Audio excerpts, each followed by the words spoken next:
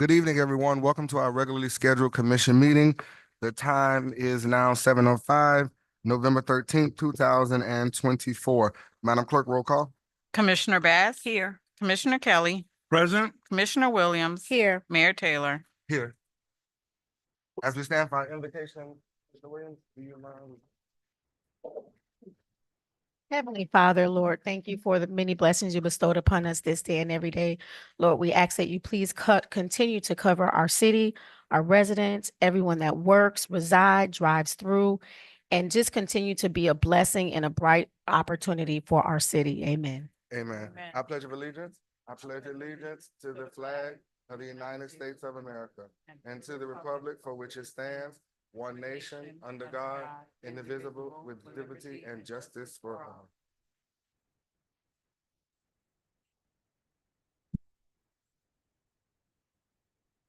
All right, we're going into our awards, proclamations, and acknowledgements.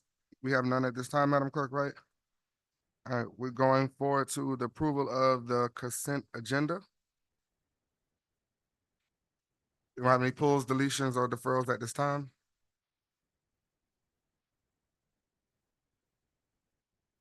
All right, hearing none. Madam Clerk, you can go ahead and call the question for the approval of the consent agenda. I need a motion and a second, Can I have a Mr. motion? Mayor. Moved by Commissioner Kelly, Second. second by Commissioner Williams. Madam Clerk? Commissioner Kelly? Commissioner Williams? Yes. Commissioner Bass? Yes. Mayor Taylor? Yes. Motion passes 4-0. All right, we're going into the approval of tonight's agenda. Can I get a motion? Move it. Moved by Dr. Bass, Second. second by Commissioner Kelly. Madam Clerk? Commissioner Kelly? Yes. Commissioner Williams? Yes. Commissioner Bass? Yes. Mayor Taylor? Yes. Motion passes All right, 4-0. we're going into the approval of tonight's minutes. I'll read all dates and names, titles into the record, and then we do a motion and a second. Special commission meeting minutes, October 16th, 2024, and the regular commission meeting minutes, October 23rd, 2024. Can I get a motion? Move it. Moved by Commissioner Kelly, Second. second by Commissioner Williams. Madam Clerk? Commissioner Williams? Yes. Commissioner Bass? Yes. Commissioner Kelly? Yes. Mayor Taylor? Yes. Motion passes 4-0. All right, do we have any District 1, District 2, or state reports at this time, Madam Clerk? No, Mr. Mayor. All right. Can we, do we see we have a public presentation from Mr. Javier Benencourt, Executive Director of the Citizens Independent Transportation Trust. You have the floor. Well, I mentioned the elevator. They'll turn it on. Yes. 1 second. Madam Manager? He's coming. They got it for you. Is it?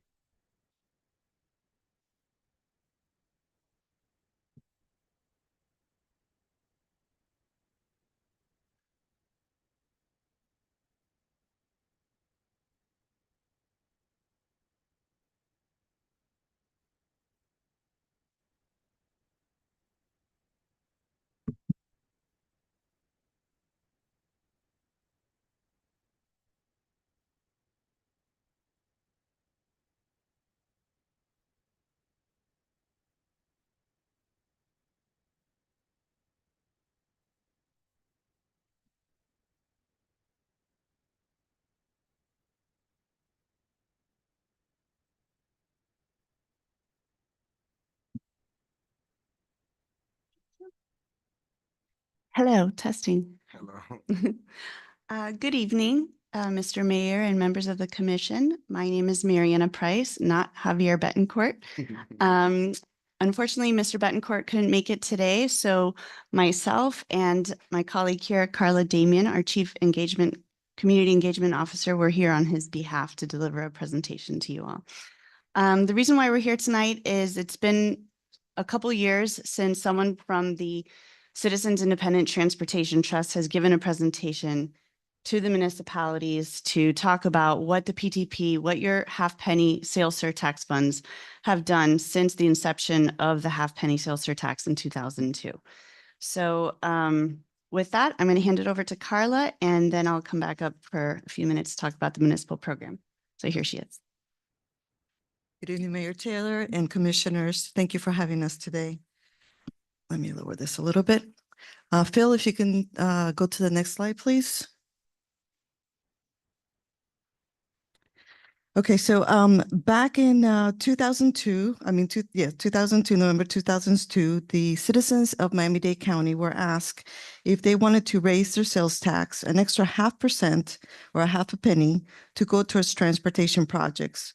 The residents overwhelmingly approved this, and so also they approved the People's Transportation Plan, which outlines a series of projects in transit and transportation that would be funded by the surtax, including roadway improvement projects. Next one, Phil. Next slide, please.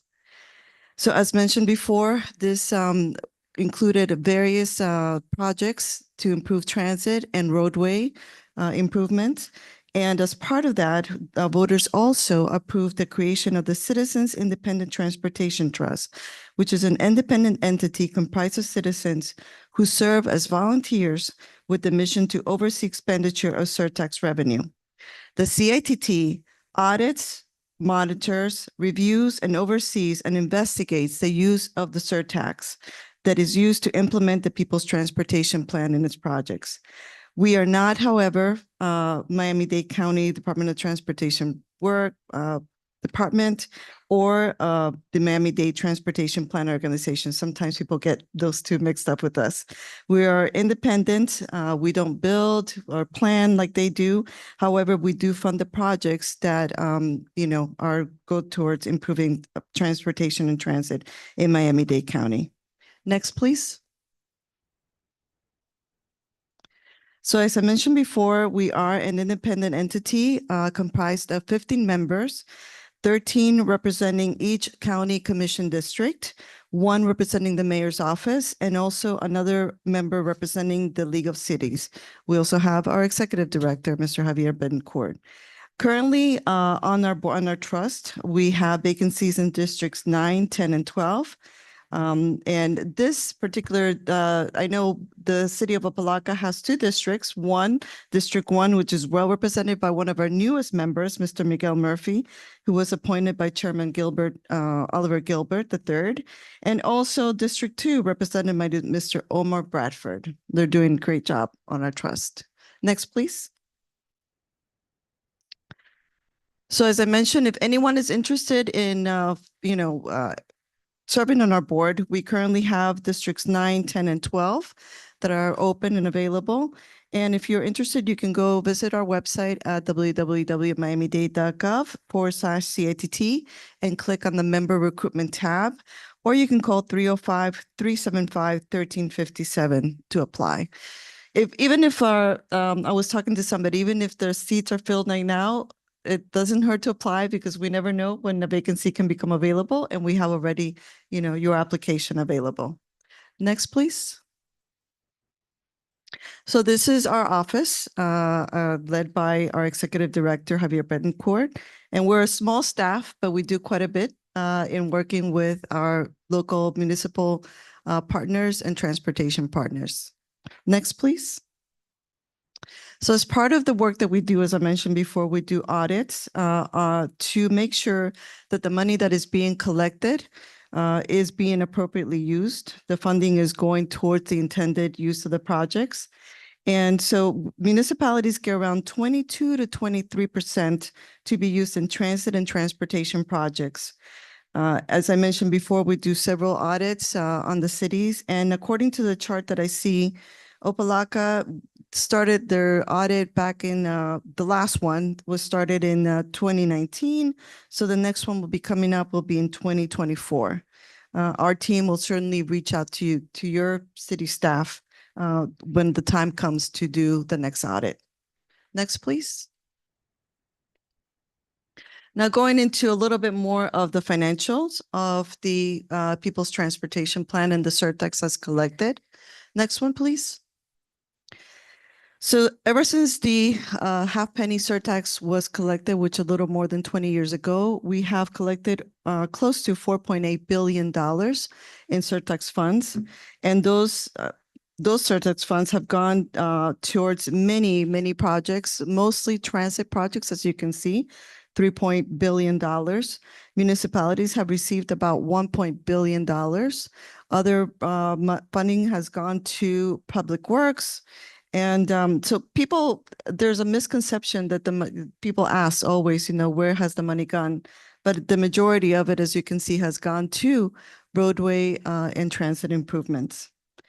And we believe also, under the charter guidance, we can go up to 5% for the funding of our operations. However, we believe that most of the money should be going where it was originally intended to, which is towards the transportation project. So we try to keep it to less than 1% for our operations in our office. Next, please. And this is just another snapshot of the expenditures. Next, please. So annually, we collect close to $400 million. And as mentioned before, a majority of it has been going or goes towards transit projects. Another good chunk of the money goes to municipalities and also to public works projects. So approximately $100 million goes to municipalities. Next, please.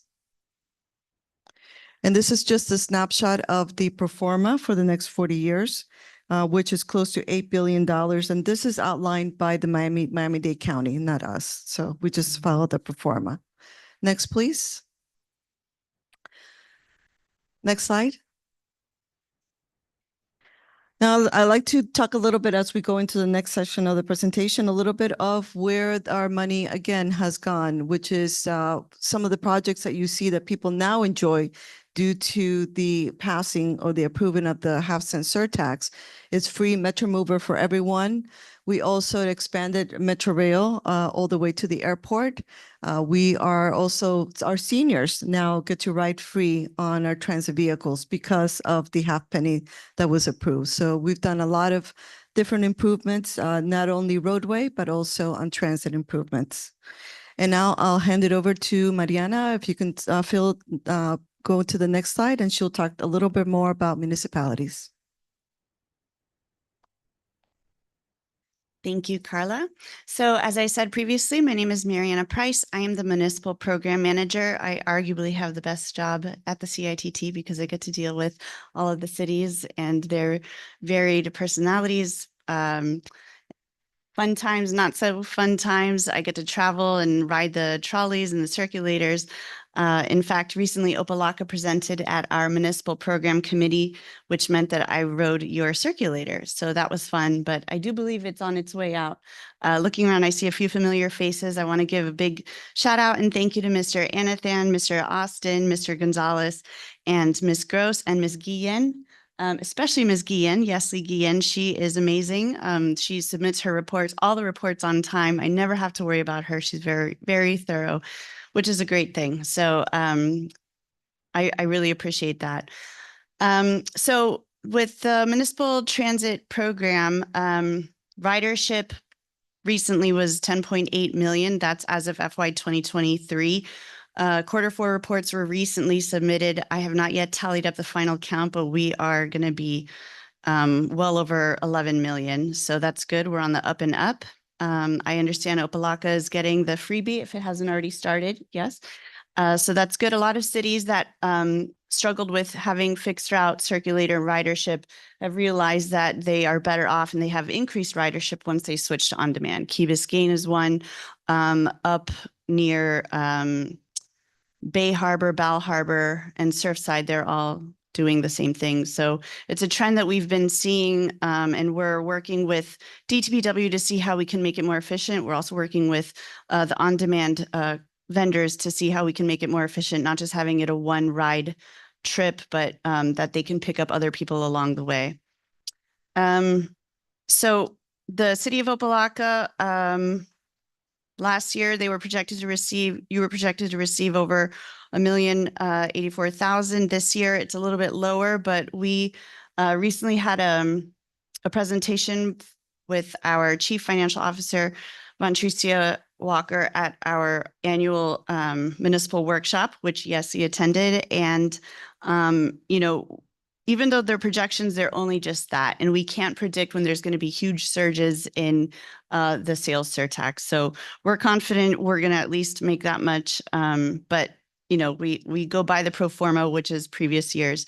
So next slide, please.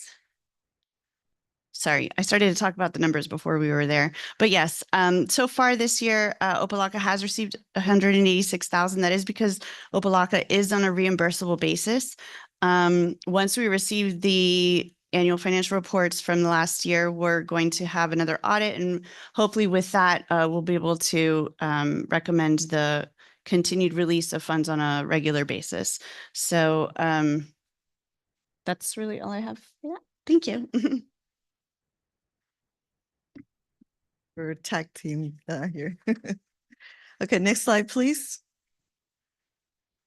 So as mentioned before, a portion of it goes towards public works projects, and I'm happy to report that a good chunk of it, a majority of the projects that we had intended to complete are completed, 74%, probably a little higher by now. We do have about 12% that are still pending, and about 7 ongoing currently right now. Next slide, please. So as part of also the improvements that we're doing, the county, which the surtax funds are also helping to fund, is installing what they call smart signals, which is signals that operate and they have automatic timing. They can actually adjust according to the flow of traffic. So it doesn't have to be somebody manually adjusting. They have intelligence where they can look at the traffic flow and adjust accordingly to make intersections flow more easily. So this is being done across the county. And phase 1, which is the traffic central control upgrade, has been completed. However, phase 2 and 3 were a bit delayed, but they're on their way now. So that's the good news. Next slide, please. And as I mentioned before, there have been several things that have been purchased using surtax funds. For instance, all the new compressed natural gas buses that you see now out there serving, the all-electric buses also have been purchased or using surtax funds. The new Metro Rail vehicles, all the Metro Rail vehicles were purchased using surtax funds. New mover vehicles, also the on-demand and services are being paid with that, and municipal trolleys, as you know, some of the things that are being paid with surtax funds. Next slide, please. Now, we are not funding the Better Bus Network. However, we have been participating in meetings, and so we wanted to just have this slide, include this slide in case your residents have any questions or comments. We can serve as facilitators to share that with the Department of Transportation and Public Works, as we have a very close relationship with them and work closely with them. Next slide, please. Again, the extension to the airport was one of the biggest accomplishments from the People's Transportation Plan, that we were able to do that extension. Next slide, please. Now, I'd like to go a little bit into the SMART plan, which is the development of 6 rapid transit corridors across the county. Next slide, please. The 6 corridors are in the South Corridor, which is currently under construction, and we should see the opening scheduled to open in summer of 2025, or it may be even spring of 2025. The Northeast Corridor, which recently received the FDA announced that it was going to go and receive funding up to $389.5 million in federal grants. Now, this still has to be approved by Congress, but however, looks like it's going to be a good opportunity to develop the Northeast Corridor. And of that funding as the partners, the local funding, the CITT has committed $337.8 million in surtax fund to develop the Northeast Corridor. Also under development, another development, I'm sorry, studies is the North Corridor, which I believe is closer to this area. The other slides go a little bit more into each of the corridors, but not to extend it too far. Phil, if you can keep on going forward, please. This is the Beach Corridor, which is right now, they're looking to see if they're going to be doing a Metro Mover extension on the Beach Corridor. Next slide, please. The east-west corridor right now is targeted to do bus rapid transit on this corridor. Next corridor, please. The Kendall corridor is currently on hold. Next corridor, please. As I mentioned, this is the northeast corridor that would go from downtown Miami to Aventura with several stations along the way. Next corridor, please. And then I believe this is part of the north corridor that I had mentioned before. Next slide, please.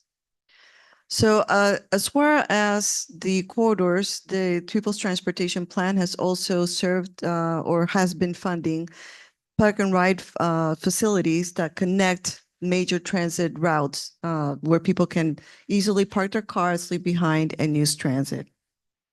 Next slide, please. And this just a slide about what it takes to really fund all these projects, which is this, we call it a funding lasagna because it really takes a lot of different partners working together and funding these projects from state partners to federal to local partners. Next slide, please. So these are additional areas of focus that we are working towards, which is solving first and last mile solutions, bicycle and pedestrian infrastructure that will connect to transit. We're also trying to improve the customer experience through our own CITT ambassador program and other areas of focus. We're trying to enhance municipal connectivity and also work closer with partners, which Ms. Price is doing. And community engagement. We're really trying to increase our community engagement, get more people to voice what they're interested in, and also give us feedback on what they see on transit. And talking about feedback, next slide, please. So about 2 years ago, we launched the CITT Ambassador Program. Hopefully you've heard a little bit about this program, which is a program where we have frequent transit riders who ride at least 3 times a week. They can apply to become ambassadors. And when they apply and they are accepted as ambassadors, they use a mobile application that they can fill out and share their experiences about how was their transit ride? Were the vehicles clean, the stations, was a safe ride? We want to know what's happening with the investments that we're making on our transit vehicles, on our stations. So this is one way that we are trying to do that. And when people share the more that they fill out surveys, the more that they get points, and those points can be converted to discounts on Uber rides, transit, Lyft rides, and other mobility rewards. Next slide, please. Also, as part of our community engagement, we began our bi-weekly mobile podcast. Well, not mobile podcast, but the Transit Mobility Matters podcast. I'm sorry, got a little tongue-tied there. Mobility Matters podcast, which focuses on everything related to transportation and mobility. And we want to invite all of you, if you're interested in joining us on the podcast with our executive director. It is done in partnership with the Miami's community newspapers in South Miami. Yes. And that is the end of our presentation. Any questions? Yes, thank you. First, I want to say thank you for taking out the time to come and explain how this works. But I do have a couple questions. And what drives and determines the amount? Is it only the surtax, or is it It's the like a population? prorated. Prorated, yeah. Yeah, it's on a pro rata basis. Whatever is collected in a month's time and the population of a municipality, that's what determines how much each municipality gets. Okay, and then you also mentioned that Opa-locka is on a reimbursement basis. Yeah. Is that across the board, or is that just unique to this municipality? I won't say it's just unique to this municipality. We have 1 or 2 others that are kind of in the same situation, but it's something that we're working to help Opa-locka get out of.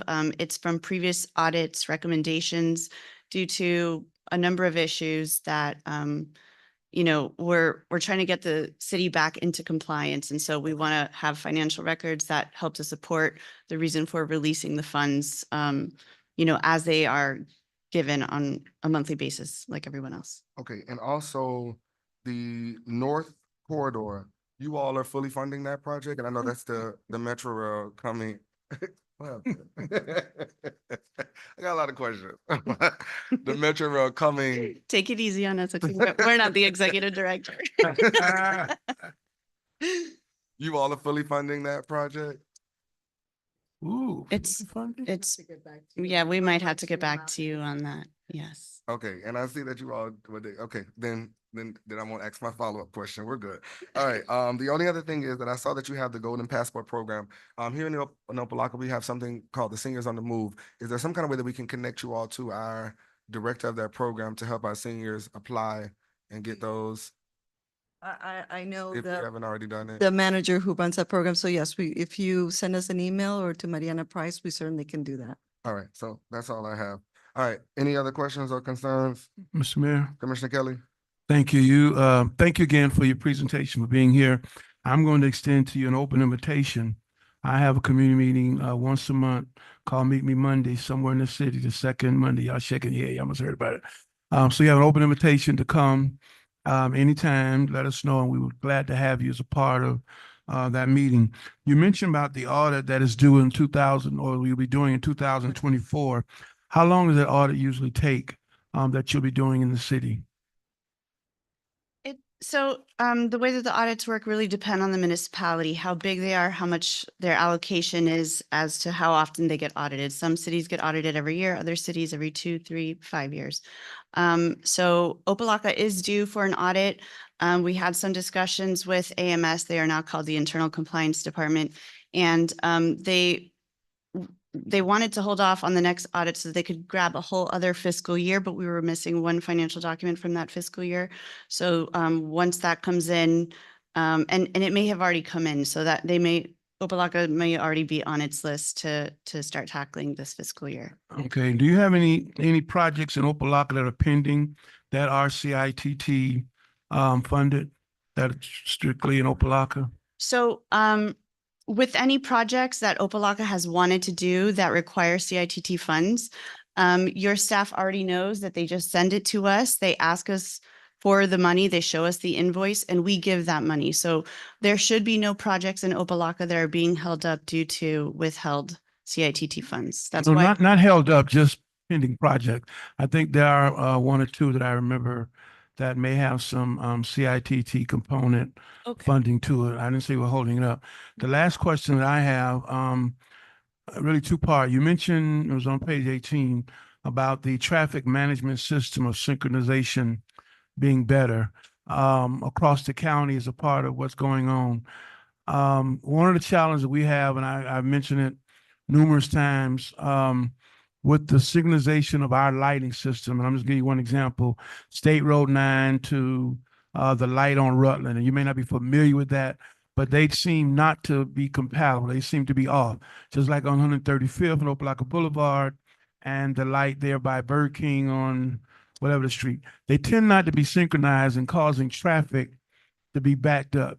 And so I'd like to know, or have you look at, or maybe staff, you can reach out to them, how, since you're advancing this system and the new technology to make that work better. I'm just using those two examples, and the staff can give you specific addresses, but those two stand out because they're always a challenge where the traffic seems to get backed up on both sides, whether it's Alabama coming to State Road 9 and other areas that deal with just the synchronization of the traffic.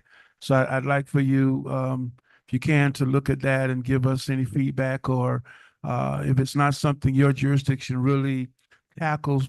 I know the county overall, but I know I'm quite sure you have a part of that. The last question I have, and it may not be related to your particular area, I see all over, not all over, certain places in the county now where you see a lot of red light cameras going up in school zones. That's not part of your jurisdiction, correct? I just want to be sure about that. You was glad to say that one, right? We support traffic calming devices. That is an eligible expense, but anything that has to do with enforcement, red light cameras that would then issue fines or tickets, that is not an eligible PTP expense. Okay, I brought that for the follow-up. I'm glad you said that. The street calming devices, because we have some challenges here in our city with street calming devices. Everybody likes the old concrete, but we know that's outdated, and fire rescue doesn't like it. So I would like, if possible, Madam Manager, if you could speak to them and maybe you can give us some suggestions, things that you've seen work regarding street calming devices and any technology that you're using in some of the other areas that we might benefit from here in the city of Opa-locka to be helpful. Again, thank you for your presentation. I won't touch the North Corridor. The mayor kind of mentioned that that is a ongoing issue for all of us in the north end. And I noticed y'all went by that real fast. So so I won't bother the mayor, let y'all out the hook. So I'm gonna let y'all out the hook tonight as well, but I'm quite sure that is something that will be revisited as time progresses. Thank you, Mr. Mayor, and thank you for being here. No problem. Any other questions from the commission? All right, go ahead, Ms. Price. I'm sorry. I wanted to mention one thing. You talked about your community meetings on Monday. So Javier Betancourt wants to give presentations, not just to the commission meetings, but if you have any other meetings and so yeah, chambers of commerce and yeah, so not just that, we could do that certainly, but We will just putting definitely it be out reaching there. out to you, Yes, Madam Clerk, Madam Manager. Okay, thank you very much. thank you. Mhm. you. Thank you. All right, we have another public presentation, and this one is from the commission. So I ask the commission to join me on the floor. Really quick, fast, in a hurry.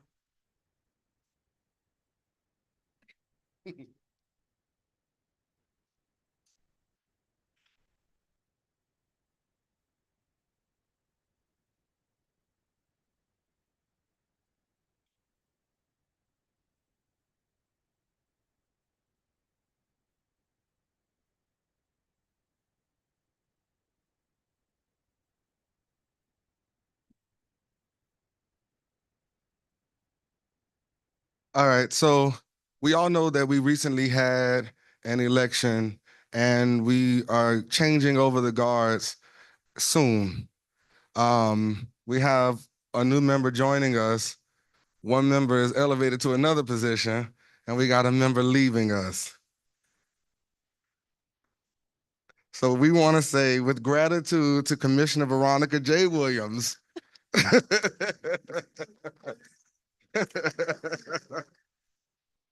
In recognition for your dedicated service and invaluable contributions to the city of Opa-locka, presented this 13th day of November 2024 from your colleagues, Mayor John H. Taylor, Vice Mayor Natasha Irvin, Commissioner Dr. Shirlene Bass, and Commissioner Joseph Kelly. We are going to miss you. So this is something that we're presenting to you. And then, before you say that, so we also have something else that we want to present to you. Yes, we do. And Commissioner Williams, most of us don't all know it, but a lot of us do. She actually made history in the city of Opa-locka. In one term, she served as commissioner, vice mayor, and mayor of this great city. And she's in 4 years. That was in one term.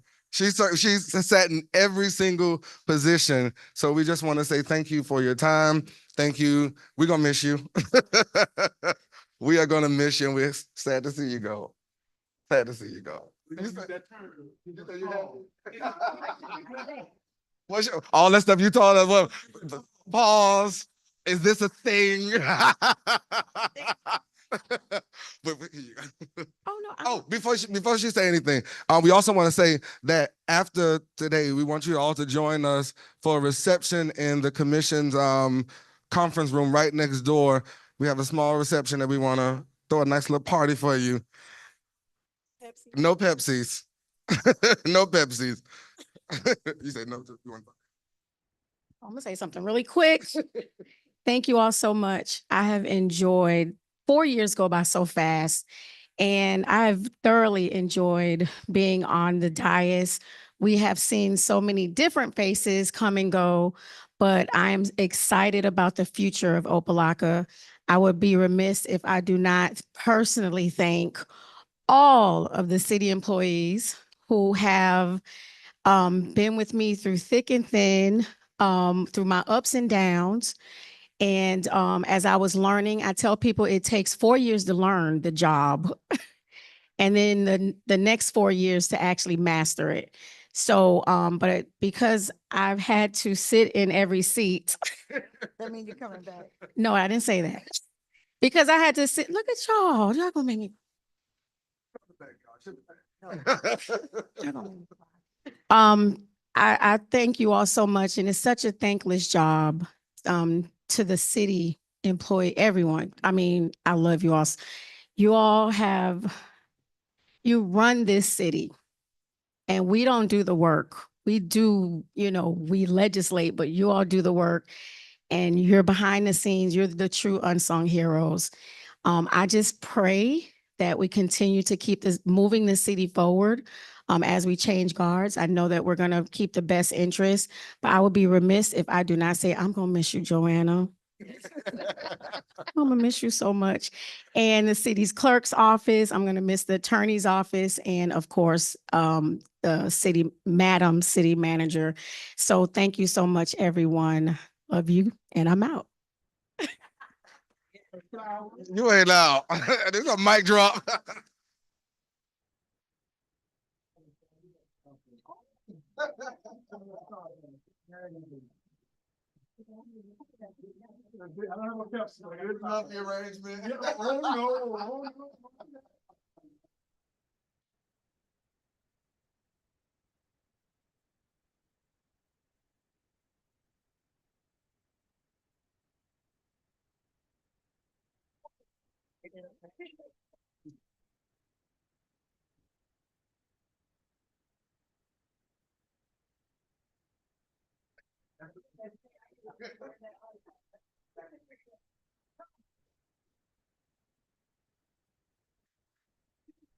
So yes, we are going to miss Vice Mayor, Commissioner, Mayor Veronica J. Williams.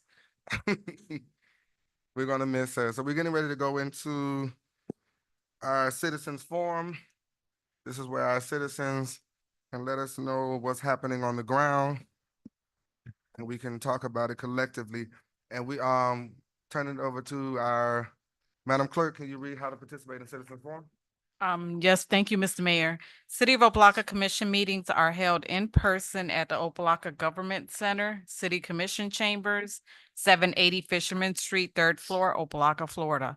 Members of the public wishing to address the commission may do so in person or virtually. Those persons wishing to participate virtually should register prior to the scheduled meeting time on the city's website at www.opalockafl.gov. When speaking before the commission, please make sure to give your full name and address for the record. There is a 3-minute time limit for public comments. Please adhere to the decorum policy, which is part of the commission meeting agenda. City commission meetings are aired through live stream at www.youtube.com/user/City of Opa-locka. And Mr. Mayor, at this time, we do not have any virtual public comments. All right, so we're gonna open up citizens forum for those of you that are inside of the chamber. Citizens forum is open. Good evening, Mayor Commissioners. Brian Dennis, address 2140 York Street. I thought it would be amiss if I wasn't here on your last meeting. Commissioner Williams. I didn't stand because I knew I was going to stand here, so you have my ovation. Your dress, it reminds me of something that my mother would pick out, so you definitely has exquisite taste. But let me begin by saying congratulations to Commissioner Kelly and to soon-to-be Commissioner Santiago for a race well ran. But I want to also look at item 2 on the agenda. Item 2, and that's a resolution of the City Commission of the City of Opa-locka, Florida, authorizing the interim city manager to close all unauthorized city banking accounts established at Popular Bank. The City Commission is the city's charter and already the city is ran as an antiquated government. And the manager could pretty much do anything that is want to from that position and give the commission anything that they want them to have or don't want them to have. I think one of the best things that happened was when Vice Mayor Vice Mayor Irvin proffered the suggestion that the city commission see all bank statements. And what that did for me in watching that and hearing that is open up the door.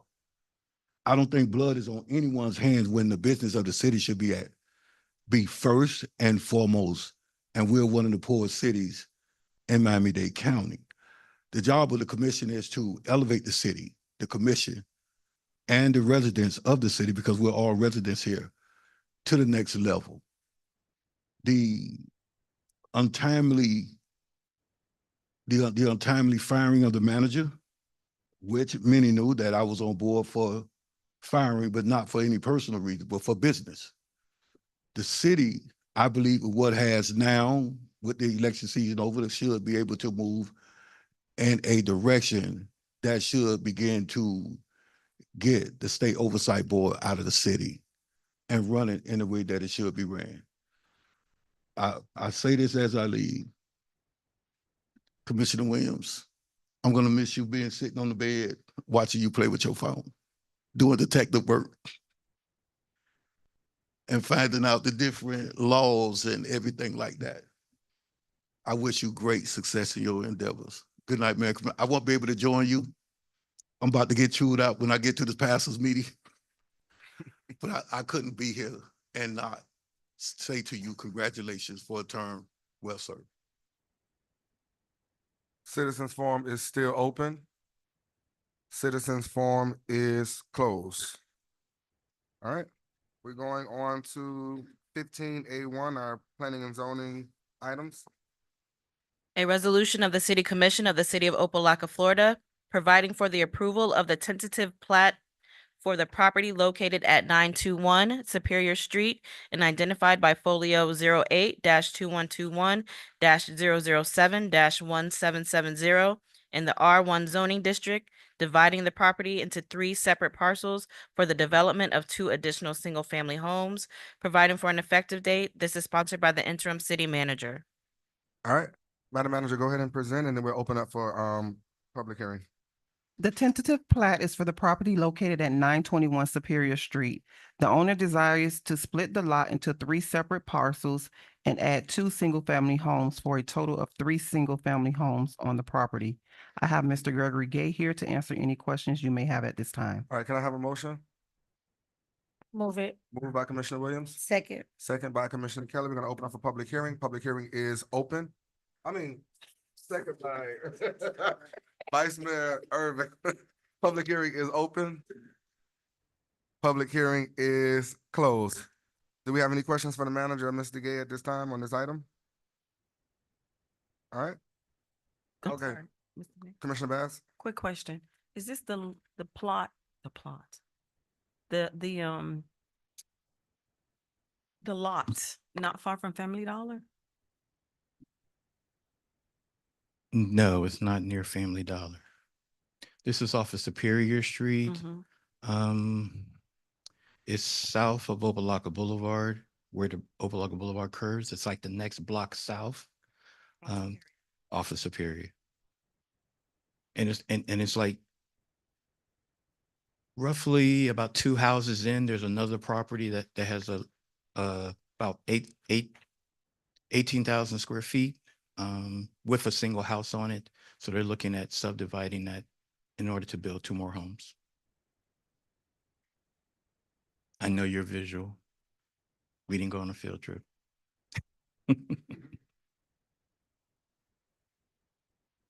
Okay, thank you. Any other questions for Mr. Gay? Mr. Mayor, Commissioner Kelly? thank you. I did go by and see it. It is a big lot. It is a big space. I always still have my concerns about parking, but it is enough space, I think, to accommodate 2 for each site, each lot that is built. My only concern, I still am not really totally convinced about what would happen with the space that's there, because it said it's not historic.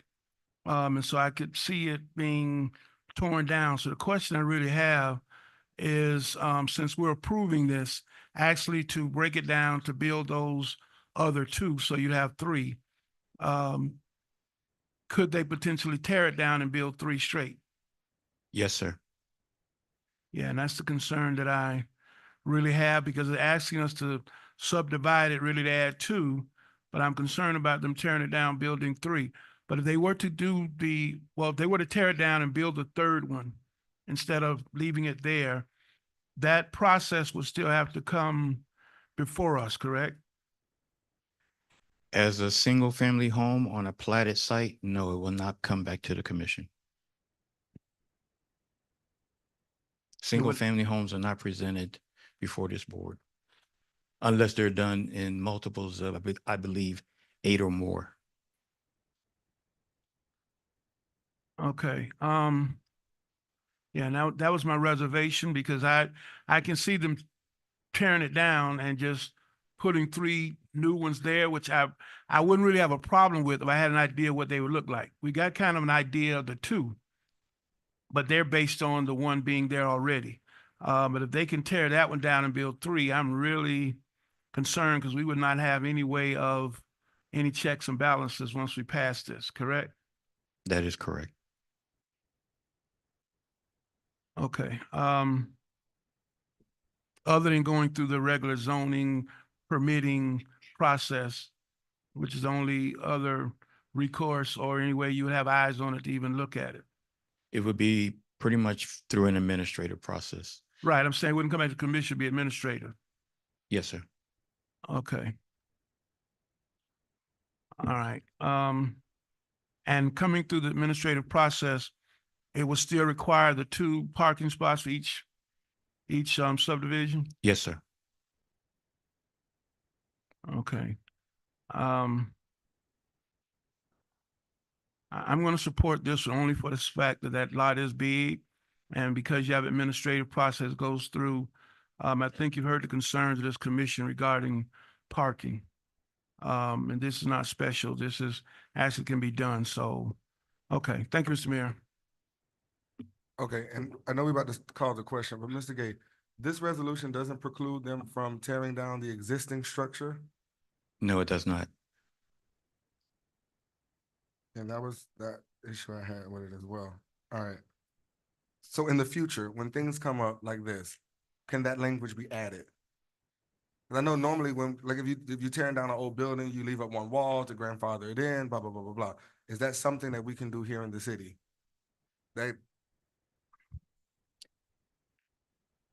I really can't give a defined answer I know on you that can't, because and that's, that's why- that's following a process It's that the will follow, code that will change, take yeah. place. Without us really knowing what the design of the 2 new structures would be and whether they would meet the setback requirements in relationship to that. I would believe they would, being that we're making this modification now. So that would be the only real concern. If 3 new buildings were to be built, or even if the 2 new buildings had to go through a modification of a variance due to the setback, that in itself would come back before the city commission.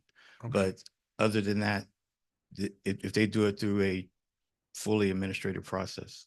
Yeah, but this came, that's why, that was my This came concern. because of This the came. replat. With replat, right.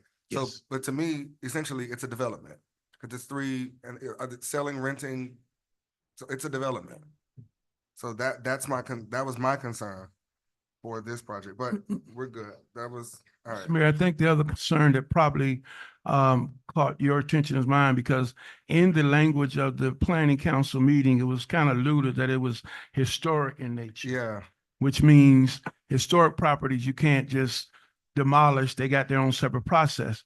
But in my briefing, I discovered that it's not historic property, so it doesn't fit that criteria. And that I'm going to use for the first time tonight. That's what gave me pause. I beat everybody to it. That's what gave me pause for this. But it does have to go through administrative, and I think they understand the concern of the commission on this. Okay, thank you, Mr. Mayor. well, I'm gonna up one on Commissioner Kelly and say, in the future, I don't want to turn this into a thing. We gonna do all Commissioner love Kelly it. terms I love tonight. We want to call a thing a thing. But we can go ahead and call the question, Madam Clerk.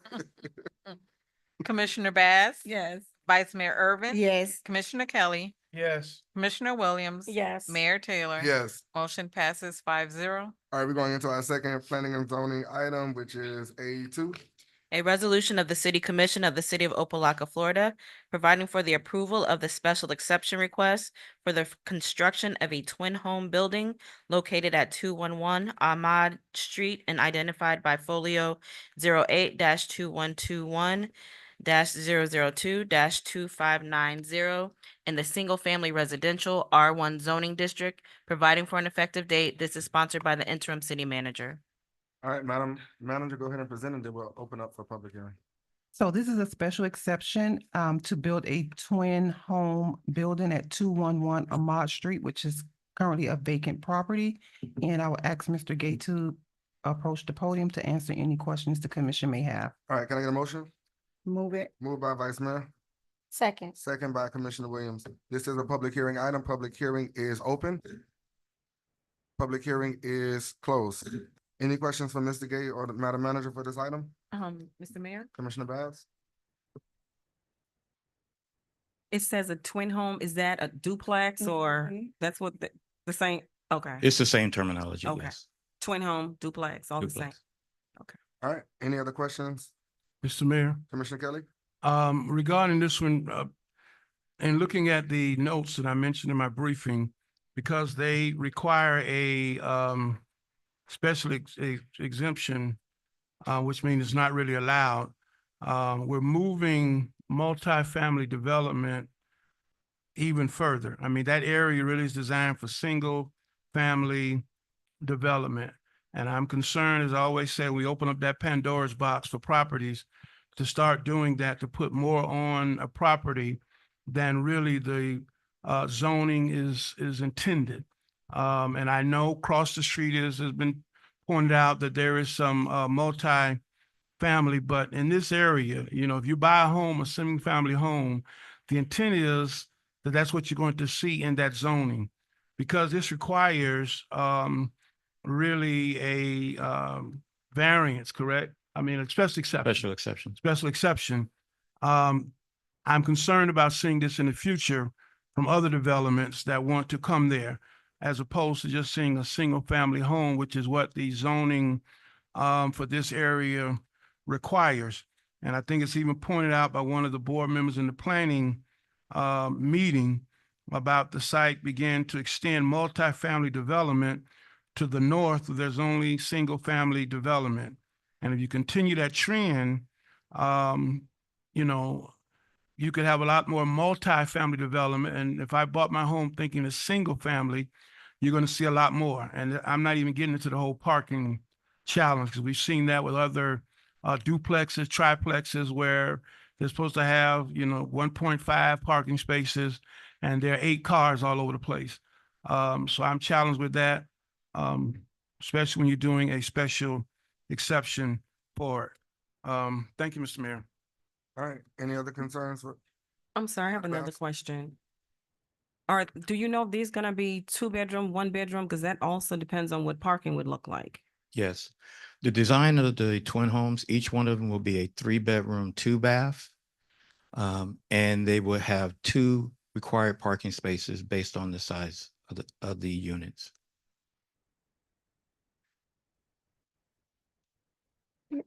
Mr. Mayor. Commissioner Williams? So I noticed that in our backup documentation about a neighborhood petition, can you explain that a bit more? Because of the process, with a special exception, we had to do a notification to the adjacent property owners. And if any of the property owners feel that they want to have a say as to whether this project should or should not be done, they have that opportunity to do so. And I do believe, and I'll check with Mr. Lee, I think there was one person that spoke out against the project, but for the most part, everyone else was silent.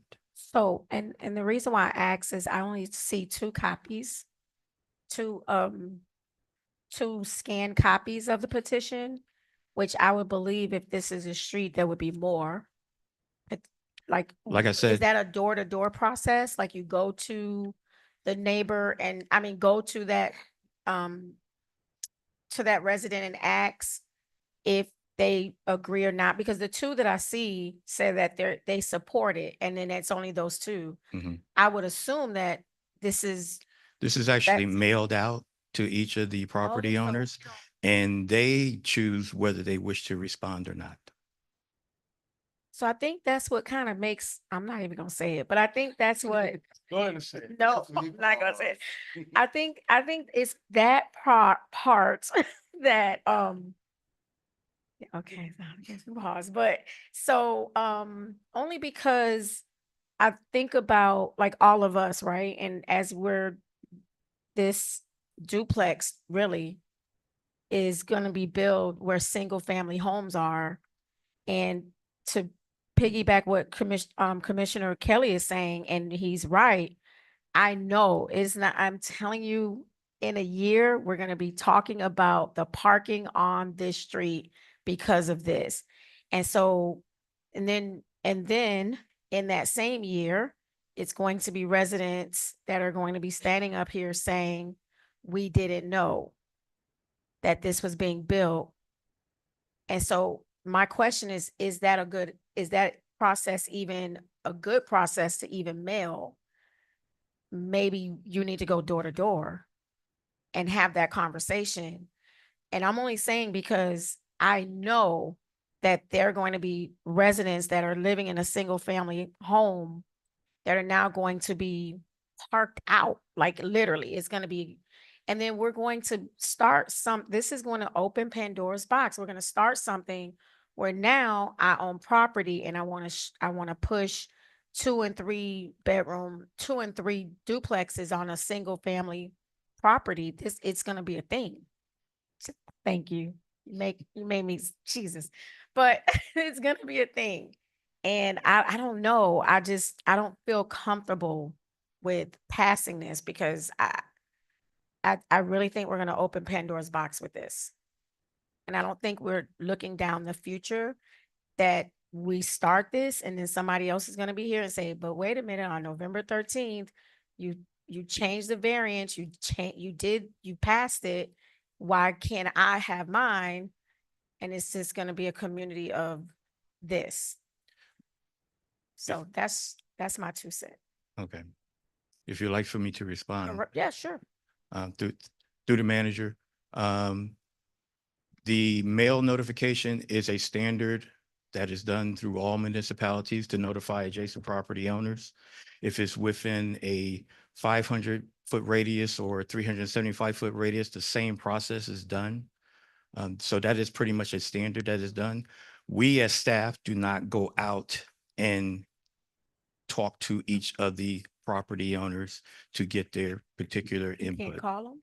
No, we cannot. Oh, It has to be something that is done where they have the right, if they're interested, to respond. no, So but- we in essence cannot go out. So I'm not saying for them to respond over the phone, but to give them another option is to say, you can come into, let's say, the clerk's office or into our office Mhm. and complete the document, just so that you know we mailed it out to you. We haven't received it, but you do have another 5 days or 3 days to come into the city hall and complete whether you agree or not. We're just, you mail, I mean, mail is mail. So, I mean, I understand, but I think sometimes here in our city, we have to do a little bit more than what other cities do. Okay. So noted. Dr. Bass? Thank you. Who mailed the mailers out? They're You mailed did out or to the the clerk's company office. did? It's actually done. We have the property owner identify the adjacent property owners, and it is mailed out to the clerk's office. Our clerk's office send out the mailers. Okay, because I remember years ago when I got my fence, I had to personally walk my neighborhood around my house to get a yes or a no. This was years ago. So I was wondering if they did that or it came from elsewhere. All right. Any other questions for Mr. Gay, or we can go ahead and call the question? Madam Call the Clerk, question. Commissioner Kelly? No, you can call for the question. All right, Madam Clerk? Commissioner Williams, No. Commissioner Bass. No. Vice Mayor Irvin, No. Commissioner Kelly, No. Mayor Taylor. No. Motion fails 5-0. All right, moving on to our first reading ordinances. Madam Attorney. An 6.1. An ordinance of the City Commission of the City of Opa-locka, Florida, amending the annual adopted general proprietary and special revenue funds budgets for the fiscal year commencing October 1, 2024, and ending September 30, 2025, adjusting revenues and expenditures as reflected in Exhibit A, providing for the expenditure of funds established by the budget, authorizing the city manager to take certain actions, providing for appropriation of all budgets and expenditures, providing for fees consistent with appropriations and amendment, providing for incorporation of recitals, providing for conflict and repealer, providing for severability, providing for an effective date. This is sponsored by the interim city manager. All right, can I get the motion? Moved by Dr. Bass, Second. second by Vice Mayor. This is a public, go ahead, Madam Manager, President, then we'll open up for public hearing. The city commission approved the fiscal year 25 budget on September 25th, and which was subsequently approved by the state. This is the first budget amendment that will aid in aligning the city's funds, and I have Mr. Sorte here to answer any questions you may have. All right, this is a public hearing item. Public hearing is open. Public hearing is closed. Any questions for Mr. Dake or Madam Manager on this item? All right, Madam Clerk, we can go ahead and call the question. Commissioner Bass. Yes. Vice Mayor Irvin, Yes. Commissioner Kelly, Yes. Commissioner Williams. Yes. Mayor Taylor. Yes. Motion passes 5-0. All right, moving on to our second reading ordinances. The first one is 16B1. An ordinance of the City Commission of the City of Opa-locka, Florida, creating a new Article 11 of the City Code of Ordinances, renumbering the sections following, specifically adopting certain provisions of Senate Bill 102, the Live Local Act, relating to affordable housing, providing for the administrative approval of certain qualified projects containing affordable housing units, authorizing the city manager to take certain actions, providing for incorporation of recitals, providing for conflict, providing for severability, providing for an effective date. First reading public hearing was held on June 26, 2024. This is sponsored by the interim city manager, and this item was deferred from the 10/23/2024 regular commission meeting. All right, can I get a motion? Move it. Moved by Commissioner Kelly, Second. second by Vice Mayor. This is a public hearing item. Madam Manager, go ahead and present it, and we'll open up for public hearing. This item was deferred from the October 23rd regular commission meeting due to a scrivener's error. It is now being presented to include zoning categories B0 and B1, which were omitted in the first reading, and Mr. Gay is here to answer any questions. All right, this is a public hearing item. Public hearing is open.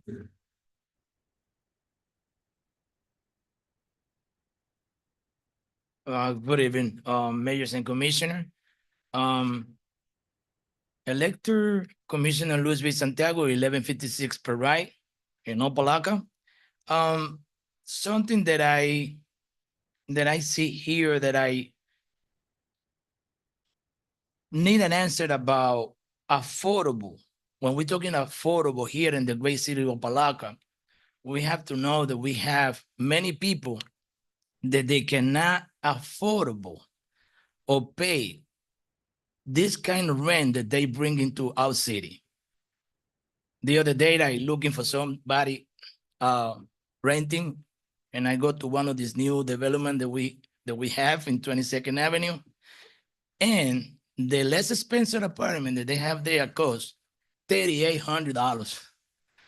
My God, the only thing that I want to ask in the commissioner tonight is, let's be honest with people. Let's not tell them that be affordable. Affordable is me. If you can pay, you're gonna live there.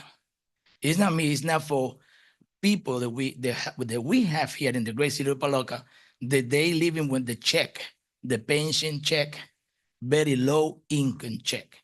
That's what we had to look for in the future. Houses, apartment, that our people can afford it. Thank you. Thank you. Citizens Forum is still open. Citizens forum is closed. Mr. Mayor, Commissioner, I was just about to. I'll go after you. Okay, Commissioner, Santiago, the ordinance that we have today is an adoption from the state bill, Senate Bill 102. So it's something that we have to do. Understanding what your concern, and that's all of our concern when it comes to affordable housing and being able to actually afford affordable housing in the city of Opa-locka. So it's a conversation that we've had on this dais many times, and it's something that we're trying to figure out how to, mitigate that issue. However, this item here today is, we have no other choice but to do it. We have to adopt it in the city of Opa-locka because it's state statute. Our state legislative has already passed it, and as explained last meeting, we're actually behind the 8 ball. Because it's something we was been supposed to do. I believe that's what you told us, right? All right, so that's why we're here tonight. But we all share your same concerns about affordable housing being actually affordable in our municipality. Commissioner Kelly, you also. Thank you, Mr. Mayor. No, you echoed it quite well. It's something that none of us really want to do, but we're mandated by the state and the governor. So it's legislation we have to pass. So you said it adequately. Thank you. All right. Any concerns or questions to Mr. Gayer or the Madam Manager at this time? All right, Madam Clerk? Vice Mayor Irvin, Yes. Commissioner Kelly. Yes. Commissioner Williams. Yes. Commissioner Bass. Yes. Mayor Taylor, Yes. motion passes 5-0. All right, moving on to item 16B2. An ordinance of the City Commission of the City of Opa-locka, Florida, amending Article 2, Division 2, Section 2-45 of the City of Opa-locka's Code of Ordinances entitled Agenda to delete all references to future agenda items, providing for severability, conflict and repealer, and providing for an effective date. First reading public hearing was held on October 23rd, 2024. This is sponsored by Mayor Taylor. All right, this is a public hearing item. Can I have a motion? Move it. Moved by Commissioner Gilly, Second. second by Commissioner Williams. I'll explain it. It's simply put, just to remove future agenda item. You all know I never agreed with it because I always said that it doesn't allow the legislators to actually legislate in the city of Opa-locka. So that's why we're here on today. We can open up a public hearing. Public hearing is open. Public hearing is closed. Any questions or concerns on this item? All right, Madam Clerk? Commissioner Kelly, Yes. Commissioner Williams, Yes. Commissioner Bass. No. Vice Mayor Irvin, Yes. Mayor Taylor, Yes. motion passes 4-0. All right. 4-1, I'm sorry. 4-1. Yes, 4-1, I'm sorry. All right. Motion passed 4-1. So we're moving on to 16B3. An ordinance of the City Commission of the City of Opa-locka, Florida, amending the annual adopted general proprietary and special revenue funds budgets for the fiscal year commencing October 1, 2023, and ending September 30th, 2024, adjusting revenues and expenditures as reflected in Exhibit A, providing for the expenditure of funds established by the budget, authorizing the city manager to take certain actions, providing for appropriation of all budgets and expenditures, providing for fees consistent with appropriations and amendment, providing for incorporation of recitals, providing for conflict and repealer, providing for severability, providing for an effective date. First reading public hearing was held on October 23rd, 2024. This is sponsored by the interim city manager. All right, can I get a motion? Moved by Commissioner Bass, Second. second by Vice Mayor. This is a public hearing item. Madam Manager, go ahead and present. This is the final budget amendment for fiscal year 24, which is intended to assist in closing out fiscal year 24 budget. And Mr. Swarte is here to answer any questions. All right, this is a public hearing item. Public hearing is open. Public hearing is now closed. Any questions for, okay, I'm sorry. You know, this whole time I didn't know your last name was Sorte. I thought it was, and when she kept saying, I was like, we got a new person in budget. But, and I think all of us keep looking around for Mr. Sorte. Like, who is that? And I was gonna ask during her manager report, can she introduce the new employee, Mr. Sorte? I never knew. I'm sorry. So no disrespect, Mr. Sorte. But do we have any questions for, I'm sorry, Mr. Dick, I gotta. Yes. Any questions or concern for Mr. Dick or Madam Manager at this time? Mr. Mayor, Commissioner Kelly? I don't have a real question. I did get the follows for my briefing. I would just hope going forward, y'all know I'm not a big fan of these budget amendments, especially when it comes out of vacancies and those things. So I hope we would do a better job, and this is just my opinion. I think sometimes because we know we got those budget amendments we can do, we are not as diligent in our fiscal analysis and keeping fiscal restraints, because we know we can always do a budget amendment to catch up with it. And to me, budget amendments are just that. They're really designed when you cannot capture something or you do have an emergency that you can capture later. It's been my experience, and it's my opinion, that we tend to use these budget amendments to just catch up on stuff that, in my opinion, we should have dealt with on the front end, which in the department. So hopefully going forward in the new fiscal year, we won't see them in the same light and having to take funding from places that we really need to make sure are secure, whether they're vacancies, as I mentioned in my briefing, whether it's educational opportunities for employees.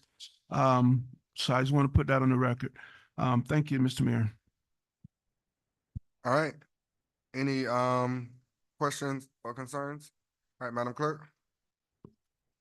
Commissioner Williams, Commissioner Bass, Yes. Vice Mayor Irvin, Yes. Commissioner Kelly, Yes. Mayor Taylor, Yes. motion passes 5-0. All right, we're getting ready to go into our city manager's report. And I know Madam Manager provided a report, a written report. Okay, you have the floor, Madam Manager. I provided a written report to the city commission. Not sure if you had a chance to review it yet, but I will take any concerns that you may have. Mr. Mayor. Commissioner Williams? Okay, I just have bullet points. First of all, thank you, Madam Manager, for the reports and consistently making that happen. I just have 3 bullet points I wanted to just ask you about. Can you share with me about the water billing issues? You talk about the meeting that you had. What came out of it? So Miami-Dade County, staff had a meeting with Miami-Dade County, and we agreed that the city will look into hiring an in-house employee to be that person on site to assist with our billing questions. They'll work hand in hand with Miami-Dade County to get a better handle of what's going on with our water bills. I think that we need someone here that can be that person to look into these issues, because we do know that there's a lot of issues with our water billing.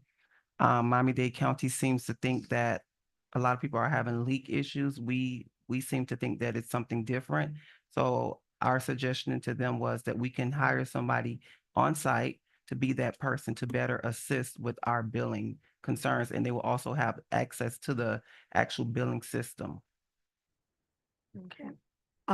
Well, thank you for at least making an attempt to fix that issue. But I think that the problem is that there's still no answer to the residents that have had $1,000 water bills. Where's the answer? Where's the, where's the report? Where's the letter to the county or the mayor's office, something that says we need someone to look into?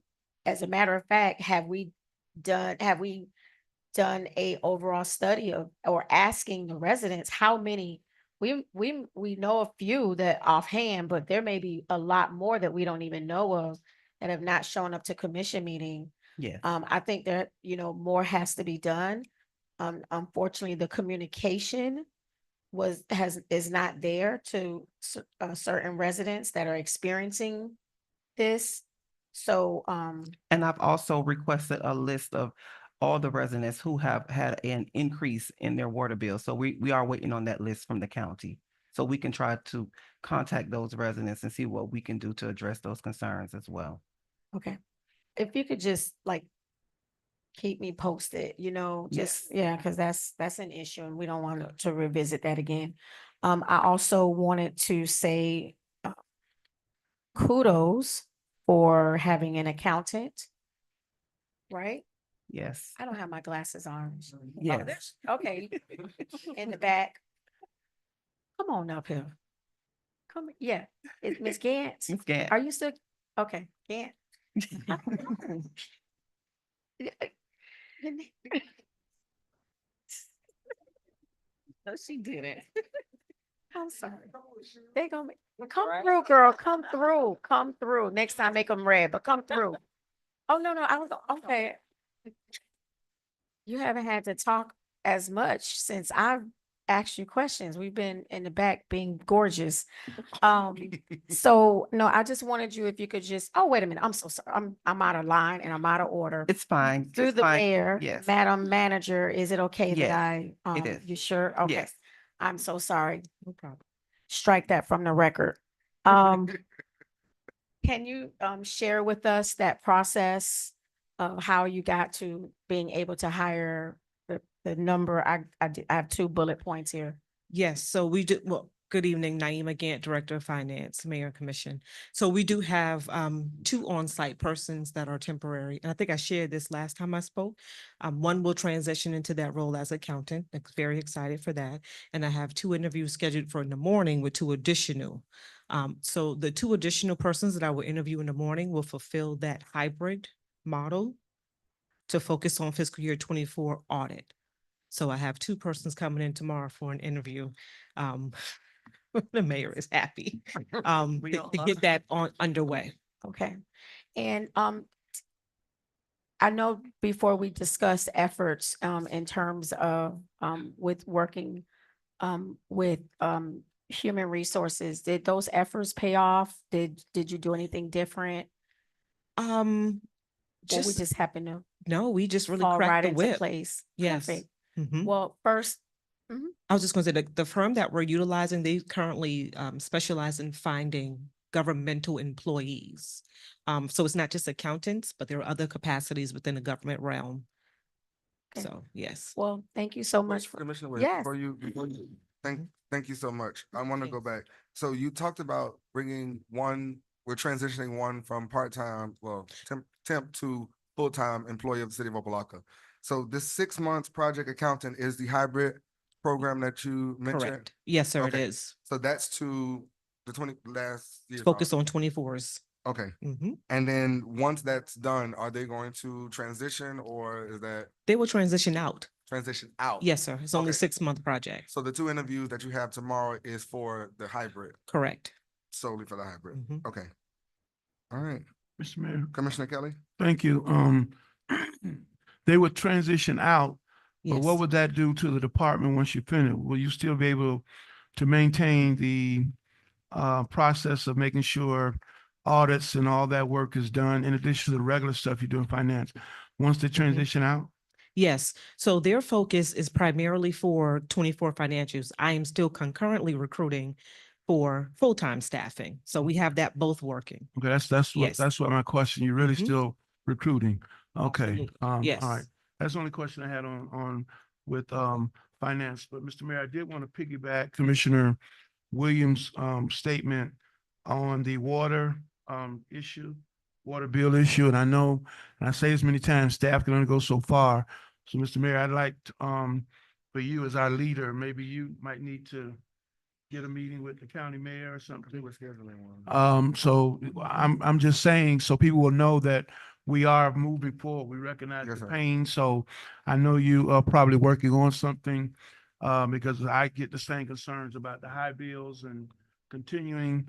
And it's not totally, I think the steps that the manager's taking will be good in terms of small, at least get some hands-on potential, but I'm glad that you'll be meeting and you'll keep us briefed on that, because we do need somebody over there that can really push to get this issue addressed, as Commissioner Williams pointed out.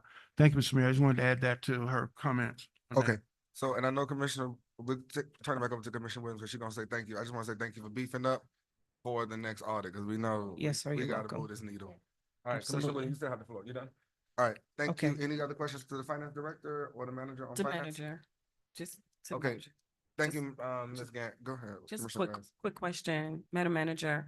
I know that with those of us who have received those water bills, the county is also asking that we also get our homes inspected for leaks, right?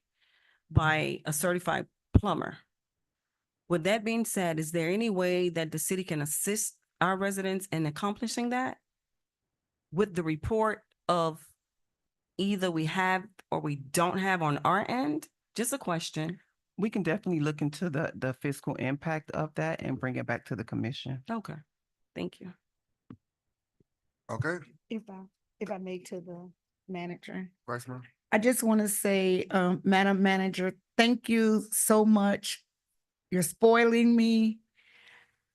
I'm getting information. I know what's going on in the city. I truly appreciate what you're doing, how by keeping us informed on what's going on. I do appreciate it. I'm hoping that they too, but I really appreciate it. Thank you and keep up the good work. All right, and Madam Manager, the only concern, no, not concern, the only question I have is, I see, and I'm happy that it's finally back, the Parks Master Plan was received by Miller Leg and currently being reviewed by Parks and Recreation staff. I know the commission is going to vote on it. Yes. However, can we get it, not at the agenda briefing, but prior to? Yes, So that definitely. we can actually go Have and time then to review it. have one-on-ones, Yes, you know, to make edits if need be. definitely. Okay, yes. before we actually vote on it. All right, any other questions to the manager on the report? Mr. Mayor, Commissioner Kelly? I too want to echo the report and the pictures. And I thought the mayor was going to mention it, but he didn't. I'm just looking at these pictures of Sesame Street, Oh, I was coming back. and to the it. bridge. Keep going, keep going. No, no, no. City Hall. I understand, but I'm so glad to see that has been a major challenge. Of course, redirecting traffic, and I look forward to the ribbon cutting. I know you're planning to do that real soon, so we can get that open finally. So I'm excited about that. I did have a concern, which I mentioned to you, and you did reply back, but I know residents are watching because I keep hearing the same concerns regarding the trail over at Siegel Park and not being completed. I haven't done Feeding South Florida, won't do it again this month because I'm really kind of concerned as well about the condition over there. I will await your report or whatever, but that is to me, should not be occurring this long. I mean, it should not be occurring this long. We've had several dates that they were going to finish. And even with the date of coming back Saturday or whenever they're coming, I don't see how they're going to be finished anytime soon with the amount of work that still needs to be done regarding that project. It's really just taking too long. So I'll await your report and analysis, but that is just taking too long for that one particular small project. I'll put it like that. And I'll leave that at that. But I thank you for all of the other information and updates in here, Historic City Hall and the like. Thank you for the information, and I'll reach out to you on other items. Thank you, Mr. Mayor. All right, thank you, Commissioner Kelly. And before we move on to commission reports, Madam Manager, it was the only concern that I have as it relates to CIP is the flooding that takes place on 132nd Street, right in front of, what's the name of them apartments? Mary Alice. Mary Alice Brown. Yes. Oh, wow. Yeah, we all been talking about that Yeah, one. because that is a hot topic with residents, and But for it's been going years, on. we were little children. Saturday, a resident approached Yes. us about that as well. So is there, if you don't have it now, you can provide the update to the commission. Ms. Gross and I did have a conversation Okay. about this, so she's going to give you an Yeah. update. But And if I'm, that's been actually repaired Yeah. before, and it's still a challenge with that one and some others. So I'd like to If hear we that. have to, I would love to bump Yeah. that to the top of the list some kind of way, because that is a, Good evening, Mayor and Commissioner. Adelina Gross, CIP Manager. 132nd Street, from 27 to 30th Avenue. we are very aware of the issues and the concerns. We do have a repairs program for that area. We are waiting for an RFP to come back as part of the mitigation of the initial process to at least avoid for common drain to be flooding. On the additional project for that section, we are looking into grant funding to mitigate the whole area from 27 all the way to Northwest 30th Avenue. Okay, and I do know we have projects we haven't voted on yet for ARPA for streets. Is there any way that we can replace and what's not necessary at this moment? We get grant funding for that, because 132nd Street, it's a hot topic and it needs to get, yeah. Because I know If, Mr. Mayor, I'm sorry, Vice Mayor, go ahead. if I may say, I don't know what the true issue is there, but I'm 56 years old and I'm here to tell you that that street has been an issue for over 40 years. From a little girl that they fix it and it comes right back. So if we can be very forceful with the people that's going to do the work, Yeah. to make sure it's actually done, because there has to be a problem there. And before you answer that, I know that, and I brought this up before too, I know they're working on 27th Avenue, and I believe that the city has an MOU with the county that when they tear up the roads, we can build. And I know you said that eventually they're gonna come back down. So when they tear up, is there any way that we can tie in tandem? No, we're not tearing back up? They are not tearing back They're up. done. They are done adding the ADA ramps and the curves to the sidewalk. What they are going to be doing is removing all the debris from the area and the milling and resurfacing of that section. No. I'm talking about the actual artery itself, the street itself. So aren't they coming back to redig, to redo piping? No, So they're done. That part is done. yes. I wish we would have tapped in at that moment to Mr. Mayor, mitigate draining. Commissioner Kelly? if I can just add, the other real challenge, as we like to say sometimes, the elephant in the room, is when you're coming off of 30th, all of those big trucks that are coming from down, they make that turn and come up 132nd. And so that has a major impact going out to 27th Avenue. And if you notice, a lot of time that street is real dusty, because you have all those trucks coming out there. So when we mitigate or whatever we do, and we put out the RFP or whatever, we got to make sure and keep that in mind, because it's not just residential, it's just not the folks come out the apartment or those homeowners, but those big trucks are making that turn there. They're not going straight out, to 135th and going down. They're making that turn there, going out to 27th, which is a major stress on that roadway. So when you get ready to redo it, keep that in mind. It's not just the drainage part, but it's going to be the road, because you got heavy trucks that are impacting on that roadway. And as a part of mitigation, Mr. Mayor, and I think you might have mentioned it, in the short term, not just on the 32nd, but other areas that we know are going to have heavy rain, whether it's hurricane or not, have our pumps on standby to pump that water as best we can. Not just there, but you got it other areas over Ingram Terraces and a couple other areas throughout the community, Superior Gardens that I brought up to you. So it's just not a hurricane thing, but really heavy rain. So I'd like to make sure we have some kind of plan in place that when we have those heavy rains, staff is automatically deployed, if you will, to those areas to pump that water down while we're working on the big picture, the grants, as the mayor and the vice mayor mentioning, and the overall big picture to pump that water down in the short term. Because I had some residents too, not only talking about 132nd, but over Superior Gardens and other places, they couldn't get out to go to work because the water was so high. They had to call in and miss a day of work because they couldn't get out because the water was so high. So I know you're aware where those areas are. So please work on that plan, present it to the commission or whatever. It doesn't require anything to vote on to get that water down as soon as possible when you have those kind of challenges. I think that would be great to at least let our residents and community know that we are working on it. We're fully aware of it. Yes. And we have short-term challenges that we're trying to address, as well as the long-term grant funding and the money that you need for the big project.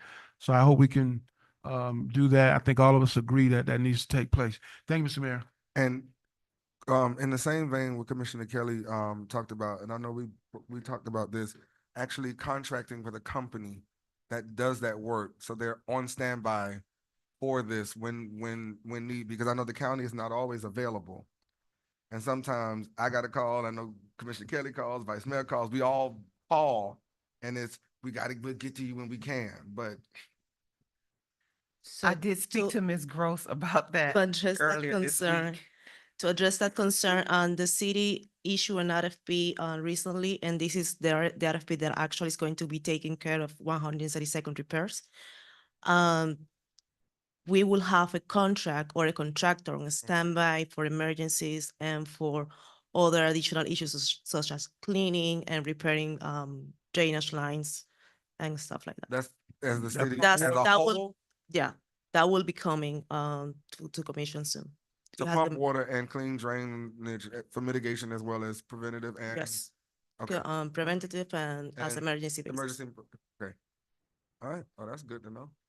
That's really good to the know. Public Works Department. Y'all expedite that. That's real good to know. I might need a special meeting.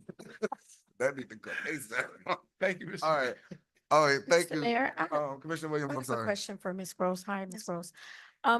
Question, so as we can see by the airport, there are like construction galore happening, warehouses, all of that. And then, of course, the thorn in my side, and I'm sure everyone else's, has been that road, the stretch between the Alabama between 27th and 22nd Avenue. I know from the first day I sat up here, I've always talked about that road. And now it is absolutely horrible. It is completely, it's just pothole after pothole. I know that I spoke with Mr. Austin 4 years ago, actually, about a special tax for the businesses that have trucks and that go through. And I don't know if we've ever revisited, if we've ever passed legislation. Does that need to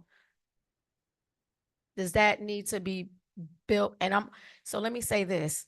I hope upon me leaving that the commission would ensure that that is a part of the agenda, a part of the vision. We talk about, because we are not getting the amount of money that we can get. We are passing and we are allowing through planning and zoning, we're allowing businesses and companies to build I've passed so many warehouses, I don't even know anymore. I've lost count. But it is just more trucks that are going to come specifically down Lejeune, thank you, Lejeune. And then we're gonna be stuck with that bill. Understood. Because Lejeune is gonna look like, and then of course now cars galore. So let's forget the fact that I don't know what is happening with Lejeune. You can't even get through. It's bottleneck. So Lejeune is gonna look like the stretch between 22nd and 27th that we can't get right. Like we can't get that right. On Alibaba, Alabama. talking specific about that topic, we have several issues that we are looking into. So there is poor compaction on the roadway when it was built. And there are some drainage issues that need to be addressed on that section, but we are waiting for the company to do the whole complete evaluation of that street once we receive the contract, of course. And so we can move forward, because roadway has to be improved. And as part of that, drainage needs to be improved as well. And you're right. And so, those businesses were built, specifically the car lots were allowed to be built there. And with these large tow trucks that are coming through. And I remember saying before, I feel sorry for our police department that have to go through there on an emergency call, that have to go from the west side to the east side. And that's the street, like, that is the street that, you're gonna go down. And to go to the next side, the easiest way. And I can imagine like what we're paying on tires just for our fleet of cars, because I mean, you ducking and dodging every pothole. At some point we have to make, if you want to do business in Opa-locka, then you got to pay to play. Pay to play. And we're just making it so easy for businesses to come into our city without ensuring that they're going to make sure our city is going, we can drive through it. Our own residents who live day to day, they drive through it with their trucks and go somewhere else. So I'm hoping, like, we got to do something. Madam Manager, please, I'm begging you. We have to do something with these roads. I've heard it for 4 years, nothing has happened. And I'm praying that in moving forward, we fix this issue. Put that special tax on these new businesses, whatever the business is that has a truck over a certain pound or whatever, and make them help us fix these roads, because that's what's tearing up the roads. So that's all I gotta say. Thank you. You know how I feel about that. I've been trying to get a special tax restriction for the longest. So I would love, Madam Manager, without going out for RFP or hiring a consultant to do it, I think we could do it in-house, a feasibility study on what a special taxing district would look like and the pros and cons for the city, if you don't mind. And you could provide it maybe to the commission in written form or something like that. Will do. All right, any other questions or concerns to the manager on her report? All right, we're going into, Commissioner Bass said, very well done. We're going into our mayor and commission report. We talked about the financial oversight. I'll start. We talked about the financial oversight already in your report, but do you want to verbally give an update or? Just to add that I did send a letter to JLAC this week, and I also copied the elected officials on it, just to give an update on our audits, on our status, and recap on my conversation with them. So I'll just put it in writing. Okay, and we're still on track, to have that audit in by December. Yes. Okay, and I am excited, Ms. Gant, that you were able to beef up, because my concerns, we have to have an on-time audit. Yes. And audits are due in March, but I think they give the extension, Ms. Gant, is it June? June. But my wish is that we do it before the granted extension, so they know that Opa-locka is serious about coming from under financial oversight. And also, I'll say, I think Vice Mayor's gonna do it, but I do it anyway. We have the turkey giveaway on the 21st, which is next Thursday. So those of our residents that are watching, if you do want a turkey, it is required that you register. You can call the clerk's office, speak to Miss M or Mr. Meza to register. You must be an Opa-locka resident. Also, Friday, we're having the tree lighting ceremony here in the city of Opa-locka, and I'm really excited because the tree last year was great. So I'm praying that this year gonna be even better. She said it will be.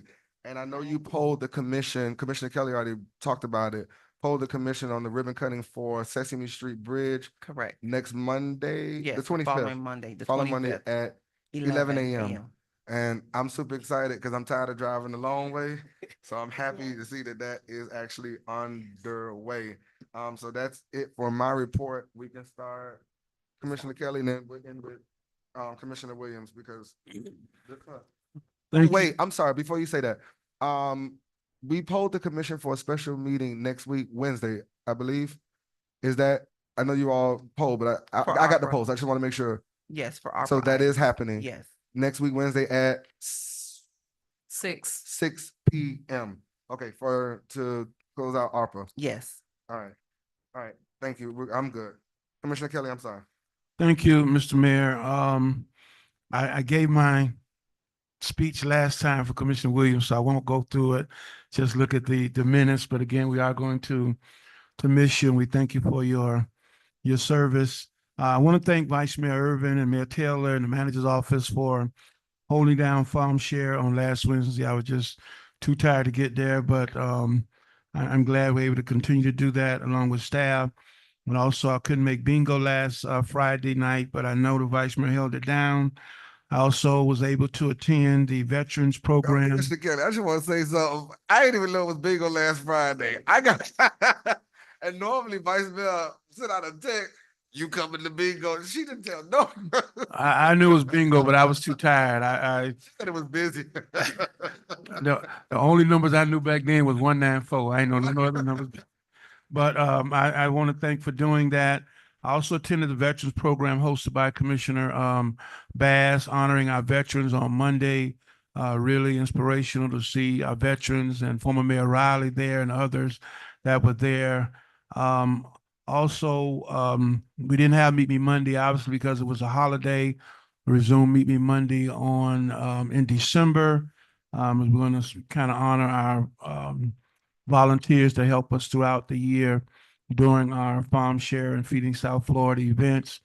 I'll speak more at the swearing in, but I want to certainly say thank you to all 1,719 voters who thought it enough to support me in my reelection. I look forward to working with this body to move the city forward. I know there is a date for the swearing in of December the 6th. The clerk will be putting that out, but I certainly don't take for granted when the voters do what they did in such an overwhelming manner from all cross sections of this community.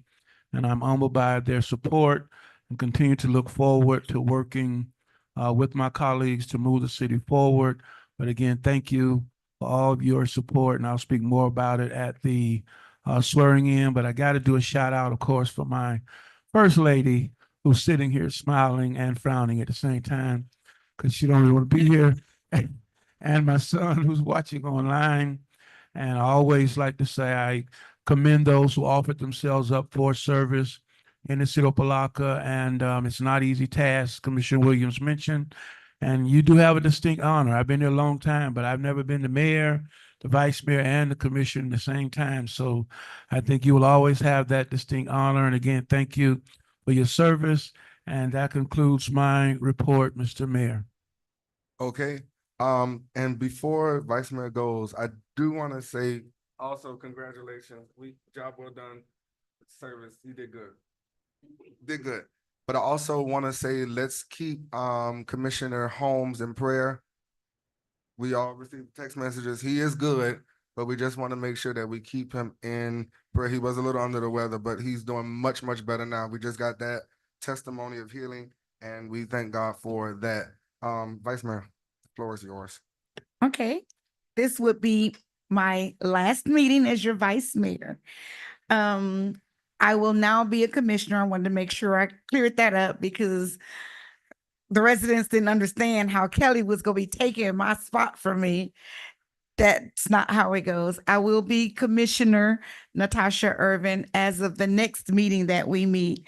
I have been honored to serve as your vice mayor, and to Commissioner Veronica over here, I will be seeing her often. So yeah, we're park parent. Well, I'm not a parent, but we're park parents indirectly. So we'll be seeing a lot of each other. I just want to make note because this is the last. I want to wish everybody a happy Thanksgiving because we won't meet again before Thanksgiving. And December 13th bingo is holiday bingo. So we're hoping that you all dress up festively so we can have a really big bingo that evening. And congratulations to Vice Mayor-elect Kelly on his win. And the same thing for Commissioner Santiago-elect on his win as well. Thank you very much. And I think that's it for me. Till next meeting. I'm gonna go quickly because I know like my colleagues were all probably hungry and sleepy. And the staff been here since this morning, so I'm gonna go quickly. I just want to say thank you to all of the departments who participated in our Veterans Day celebration. from the clerk's office, Parks Department, Police Department, the manager's office. Thank you all so much. It was a success. My colleagues and I were there, and let's do it again next year. And also, I would like to invite the community to come out to our night of Thanksgiving. It's going to be Tuesday, November 19th at 7 o'clock at Shabundi. I think this is our third, maybe our fourth year of having a night of Thanksgiving. And it's basically just a big praise and worship testimonial service. Yeah, I'm the church girl, I know. But I would like to see you all there to come and celebrate with us a night of Thanksgiving. And also on November 24th, I will be co-hosting a Mommy and Me brunch with the Lou Foundation at Shabundi Village. You are all welcome to come. It will be from 2 to 6 p.m. Thank you. I guess they say save the best for last. I don't know. I do want to personally thank, the mayor and I, hosted jointly a teen summit, dating violence summit with the top ladies of distinction, which I am a member of, top teens of America, the links. It was wonderful to see our police explorers on the stage and with the police department. We're going to continue to, let's continue to involve our youth, and our teens, and let's just make that a priority. And I hope that that continues. I want to personally thank Mr. Stephen Metz. Stand up, Stephen. Stand up, Stephen, for all the work for the resource fair. Y'all get clapping up Oh, for my Stephen. The goodness. resource fair was beautiful. Thank you so much. And the clerk's office. I didn't forget. I did, you know, you know how he is. So thank you all so much for the resource fair. I am hoping and praying that someone takes the fair, the mantle, and keep that going, make it bigger, better. And something that we do like maybe on a quarterly basis so everyone can be, that's just, you know, just a start. But Stephen got the formula, so somebody, you know, take it and run with it. Last but not least, I want to thank everyone for being my children's village. Jalen is not happy that I'm leaving. He knows that his perks are gone, but continue to shine a light. When I started, my message was, I am Opa-locka. You remember that, Shameka? I remember that, right? Joanna, I am Opa-locka. And I wanted to plaster Opa-locka with those signs, right? I am Opa-locka, because I think that, you know, Opa-locka already gets this bad rap, right? This narrative of we are just slum and whatever. And it's like, what? No, we're not. We're so multifaceted and diverse, and we come from all walks of life. And so we are all Opa-locka. And I'm so proud to say that and have born and raised, say that I'm born and raised in Opa-locka. So I want to congratulate the new vice mayor, Miss Commissioner Kelly, and congratulate Commissioner Santiago back on the dais. And please know that I am here to, you know, be your mistress of ceremony for whatever you need. I don't know. I'm not plugging. I'm just telling you what I'm here to support the commission with whatever you need, and the city as well. So be blessed and have a happy Thanksgiving. Madam Vice Mayor, let me take the moment to thank you for your service, serving us as our vice mayor, female, and also to my new colleagues coming forth, Commissioner Santiago, and of course, none other than Vice Mayor Kelly. So looking forward to working with the rest of you, and may God bless us all. Okay. You dismiss, if I could, I know we're doing the Christmas tree lighting. Are we gonna have the lights on 22nd, lit Yes. too, or Yes, we done? will. Okay, Yes. I want to make sure. Thank you. Thank you, Madam Vice Mayor. Okay. We have one more thing here, and that's do we have any official board appointments? Um, No? yes, Yes? everybody's saying no, and Oh. I'm like, not you, Vice Mayor, but Okay. around me. Oh, okay. So our office received an application from Andrew Herman. He wants to serve on the Community Relations, Recreation and Activities Advisory Board. However, there is one individual appointment that's by the mayor and he's not here, so I'll bring it up at the next meeting. Okay. Okay. I think we set a record here tonight, didn't we? It's 8:55. Can I get a motion to adjourn? Move it. Motion. Move it. Second, It was, third it. it was moved by Commissioner Veronica Williams and second by Commissioner Joseph Kelly. Good night. Meeting adjourned. Meeting adjourned.